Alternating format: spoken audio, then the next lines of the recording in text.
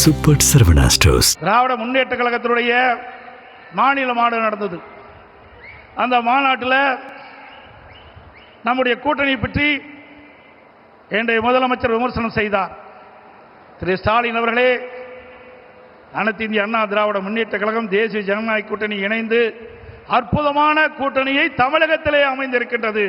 வலிமையான கூட்டணி, வெற்றி கூட்டணி நம்முடைய கூட்டணி. உங்களுடைய கூட்டணி பல்வேறு பிரச்சனைக்கு இடையிலும் பல்வேறு வார்த்தை போர்களுக்கு இடையில்தான் இப்பொழுது காங்கிரசும் திமுகவும் இன்றைக்கு கூட்டணி அமைந்திருக்கின்றன. கிட்டத்தட்ட 20 நாட்கள் திராவிட முன்னேற்ற கழகமும் காங்கிரசும் வார்த்தை போர். பத்திரிகையில் ஊடகத்தில் வருகின்ற செய்திகள், காங்கிரஸ் திராவிட முன்னேற்ற கழகத்தில் ஆட்சியிலே பங்கு கூடுதல் இடம் வேண்டும் என்று தினந்தோறும் அறிக்கை, பல்வேறு விமர்சனங்கள், அத்தனையும் தாண்டி கெஞ்சி காங்கிரசுக்கு அடிமையாகி காங்கிரசோடு கூட்டணி வைத்திருக்கிறீர்கள். ஆனால் அனைத்து இந்திய அண்ணா திராவிட முன்னேற்ற கழகம் தேசிய ஜனநாயக கூட்டணி இன்னைக்கு ஒரு அற்புதமான கூட்டணி.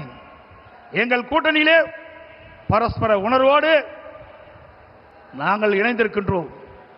வருகின்ற சட்டமன்ற பொதுத் தேர்தலில் எங்களுடைய கூட்டணி கட்சி தலைவர்கள், நிர்வாகிகள், தொண்டர்கள் எருமை போல தேனீக்களை போல சுறுசுறுப்பாக செயல்பட்டு மீண்டும் தமிழகத்திலே ஒரு அற்புதமான ஆட்சியை அமைப்போம்.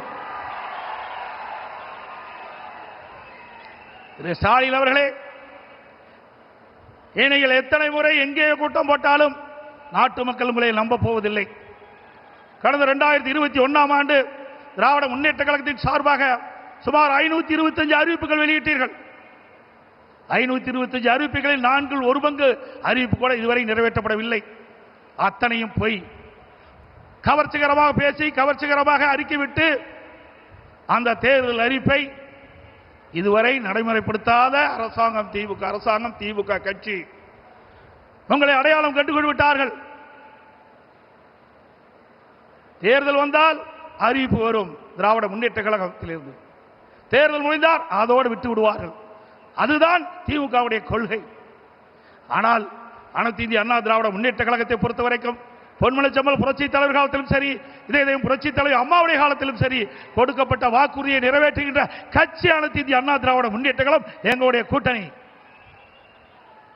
ஆகவே மக்கள் ஏமாற்றி ஆட்சிக்கு வந்து இன்றைய தினம் மக்களை வாட்டி வதைக்கின்ற அரசாக திராவிட முன்னேற்ற கழகம் இன்றைக்கு திகழ்ந்து கொண்டிருக்கின்றது. எனக்கு முன்னாலே பேசிகள் சொன்னதை போல தமிழ்நாட்டுக்கும் என்டிஏவுக்கும் தான் போட்டி என்று சொல்கிறார்.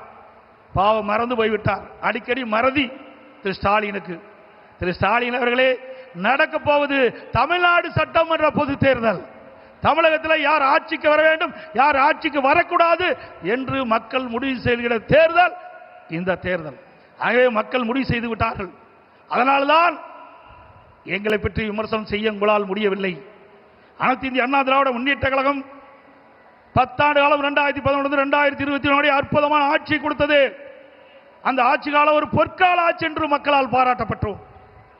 இன்றைக்கு விவசாயிகளாகட்டும், தொழிலாளர்களாகட்டும், இன்றைக்கு அரசு ஊழியர்களாகட்டும், அத்தனை பேர்களுக்கும் அனைத்து கிடைக்கப்பட்ட ஒரே அரசாங்கமாக அனைத்து இந்திய அண்ணா திராவிட முன்னேற்ற கழக அரசாங்கம் திகழ்ந்து என்பதை நேரத்தில் தெரிவிக்க விரும்புகின்றேன். அதே போல திரு ஸ்டாலின் அடிக்கடி பேசுகிறார், எங்கள் கூட்டணியில் இருக்கின்ற அத்தனை பேருக்கும் ஒரே கொள்கை என்று. திரு ஸ்டாலின் அவர்களே, திராவிட முன்னேற்ற கழக கொள்கையும் காங்கிரஸ் கொள்கையும் ஒன்றா? திமுக கொள்கையும் கம்யூனிஸ்ட் கட்சியும் ஒன்றா? திரு திமுக கொள்கையும் இன்றைய தினம் விடுதலை சிறை கட்சியினுடைய கொள்கையும் ஒன்றா? ஒரே கொள்கை என்றால் ஒரே கட்சி அமைத்து விடலாம், தனித்தனி கட்சி தேவையில்லை. ஆக பல்வேறு கொள்கை உள்ள கட்சிகள் எல்லாம் ஒன்றாக சேர்ந்துதான் திமுக கூட்டணி அங்கம் வைக்கின்றது. ஆனால் திரு ஸ்டாலின் அடிக்கடி சொல்வதெல்லாம் ஒத்த கொள்கையுடைய கட்சி எல்லாம் ஒன்றாக இணைந்திருக்கின்ற சொல்லி இன்றைக்கு மக்களை ஏமாற்றிக் கொண்டிருக்கின்ற கட்சி திமுக கட்சி. ஆக கூட்டணி அமைப்பது இயல்பு. எல்லா கட்சியும் தேர்தல் நேரத்தில் கூட்டணி அமைப்புகள் வாக்கள் சிதறாக கூடாது என்பதற்காக. மக்களோட திமுக ஆட்சி அகற்ற வேண்டும் என்ற ஒரே எண்ணத்தின் அடிப்படையிலே தமிழ்நாட்டு மக்களுடைய நலன் கருதி தமிழ்நாடு ஏற்றம் பெற வேண்டும், வளம் பெற வேண்டும் என்ற அடிப்படையிலே கொள்ளையடிக்கின்ற கூட்டத்தை விரட்டி அடிக்க வேண்டும் என்ற அடிப்படையிலே தேசிய ஜனநாயக கூட்டணி பிரமாதமான கூட்டணி அமைத்திருக்கின்றது. உங்கள் கூட்டணி அப்படி அல்ல. உங்கள் கூட்டணியை அமைக்கின்ற கட்சிகள் அடிமையாக உங்களிடத்தில் இருந்து கொண்டிருக்கின்றன. இன்றைக்கு தமிழகத்தில் நிலவுகின்ற பிரச்சனை, இன்றைக்கு போதைப் பொருள் விற்பனை, அதனால் மக்கள் படுகின்ற துன்பங்கள் ஏராளம். பெண்களுக்கு இழைக்கப்படுகின்ற கொடுமைகள், தினந்தோறும் கொலை, கொள்ளை, திருட்டு, வழிப்பறிவு, பாலியல் வன்கொடுமை நடக்காத நாளே இல்லை. சிறுமிகளுக்கு பாலியல் வன்கொடுமை, பெண்களுக்கு பாலியல் வன்கொடுமை, மூதாட்டிகளுக்கு கூட பாலியல் வன்கொடுமை. இப்படிப்பட்ட மோசமான கையிலாகாத அரசாங்கம் திமுக அரசாங்கம். அப்படிப்பட்ட அரசாங்கத்தை அகற்றுவதுதான் எங்களுடைய கூட்டணிய நோக்கம் என்பதை நேரத்தில் தெரிவிக்க விரும்புகின்றேன். அதே நேரத்தில் இன்றைக்கு திராவிட முன்னேற்ற கழகம் என்று சொன்னால் அது குடும்ப கட்சி, அது ஒரு கார்ப்பரேட் கம்பெனி, அது கட்சி அல்ல. அந்த குடும்பத்தில் இருக்கின்றவர்கள் தான் அந்த கட்சிக்கு தலைவராக முடியும், அந்த குடும்பத்தில் இருக்கின்றவர்கள் தான் ஆட்சி அதிகாரத்துக்கு வர முடியும். அப்படிப்பட்ட கட்சியை தமிழக மக்கள் இந்த முறை விரட்டி அடிக்கப்படுகிறார்கள். இந்த தேர்தலோடு திரு கருணாநிதி குடும்பத்திற்கு இறுதி கட்ட தேர்தல் மக்கள் முடிவு செய்து விட்டார்கள்.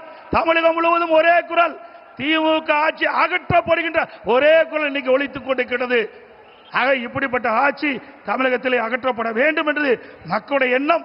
அந்த எண்ணத்தை நிறைவேற்றுவதுதான் எங்களுடைய கூட்டணியுடைய நோக்கம் என்பதை இந்த நேரத்தில் தெரிவித்து, அனைத்து இந்திய அண்ணா திராவிட முன்னேற்ற கழகத்திலே பல்வேறு திட்டங்களை இங்கே நிறைவேற்றி கொடுத்திருக்கின்றோம். இந்த டெல்டா மாவட்டம் பொன் விளைகின்ற பூமி, அப்படிப்பட்ட விளை நிலங்களை திரு ஸ்டாலின் அவர்கள் துணை முதலமைச்சர் இருந்த காலகட்டத்திலே விவசாய நிலங்களை அபகரிக்கின்ற விதமாக மீத்தேன் ஹைட்ரோ கார்பன் திட்டத்திற்கு அந்த புரிந்துணர்வு ஒப்பந்தம் போட்டது திரு ஸ்டாலின் முன்னிலையிலே.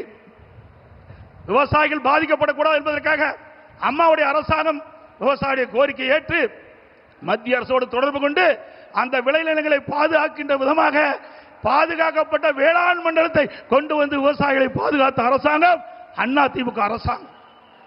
அதோடு குடிமராமத்து திட்டத்தை கொண்டு ஏரி, குளம், குட்டைகள் எல்லாம் அனைத்தும் சீர்வு செய்யப்பட்டு பெய்கின்ற மழைநீர் முழுவதும் சேமித்து வைத்தோம். அங்கங்கே தடுப்பணைகள் கட்டப்பட்டோம். ஆதனூர், குமாரமங்கலம், நஞ்சை போலே தடுப்பணை கட்டப்பட்டது, முக்கம்பிலே தடுப்பணை கட்டப்பட்டது. அதே போல காவிரி, குண்டாறு அற்புதமான திட்டம். வறண்ட பகுதியில் இருக்கின்ற நிலங்கள் எல்லாம் செழிப்பாக வளமாக இருக்க வேண்டும் என்பதற்காக, அந்த பகுதியில் நிலத்தடி நீர் உயர வேண்டும் என்பதற்காக காவிரி குண்டாறு திட்டத்தை கொண்டு வந்தோம். அந்த திட்டத்தையும் முடக்கிய அரசாங்கம் தான் விடியா திமுக அரசு. அதோடு பாரத பிரதமர் அவரிடத்திலே, மரியாதைக்குரிய நரேந்திர மோடி அவர்களிடத்திலே நான் முதலமைச்சராக இருந்த பொழுது ஒரு திட்டத்தை நிறைவேற்ற வேண்டும் என்று அவரிடத்திலே கோரிக்கை வைத்தேன். அவரும் ஏற்றுக்கொண்டார். அதற்கு நடந்தாய் வாழி காவிரி திட்டம் என்ற அற்புதமான திட்டம். மேட்டூர் அணையிலிருந்து வெளியேறுகின்ற நீர் கடலிலே கலக்கின்ற வரை அந்த நதியின் கரை ஓரமாக இருக்கின்ற கழிவு நீர் அந்த நதியிலே கலங்கி நதியிலே கலந்து மாசுபடுகின்றது. அந்த நீரை சுத்தமான நீராக மக்கள் பருக வேண்டும், விவசாயத்துக்கு சுத்தமான நீராக பாய்ச்ச வேண்டும் என்ற அடிப்படையிலே அவரிடத்திலே கோரிக்கை வைத்தேன். அவரும் ஏற்றுக்கொண்டு அன்றைய தினம் 2 அவைகள் கூட்டுக்குழு கூட்டத்திலே மேதகு குடியரசுத் தலைவர் உரையிலே இடம்பெறச் செய்து 2024ஆம் ஆண்டு அதற்கு வடிவம் கொடுத்தார் பாரத பிரதமர் அவர்கள். அவருக்கு நன்றியை இந்த நேரத்தில் தெரிவித்துக் கொள்கிறேன். சுமார் 11,250 கோடி நடந்தாய் வாழி காவிரி திட்டத்திற்கு மத்திய அரசு அனுமதி கொடுத்தது 2024ஆம் ஆண்டு கொள்கை விளக்க குறிப்பிலே இடம்பெற்றிருக்கிறது தமிழ்நாடு அரசிலே. ஆனால் இதுவரை அதை நிறைவேற்றப்படவில்லை.